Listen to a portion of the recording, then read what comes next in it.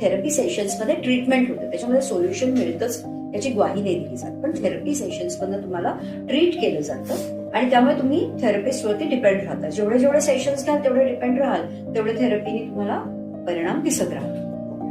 तर एक सिव्हिअर लेवलला अजून तुम्ही जर का नेक्स्ट लेवलला तुम्हाला प्रॉब्लेम असेल आणि तुम्हाला कन्सिस्टंटली जर का 2 आठवडे 3 आठवडे 2 महिने असं तुम्हाला जर का करायचं असेल तर तुम्ही घेऊ शकता.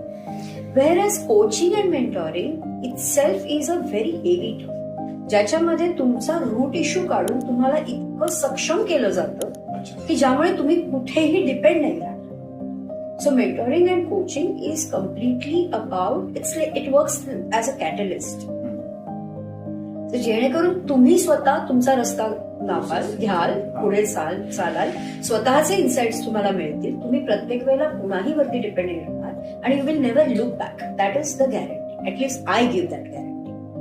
When I am giving the guarantee, केसची स्टडी मला आधी करावी लागते डीपर लेवलला.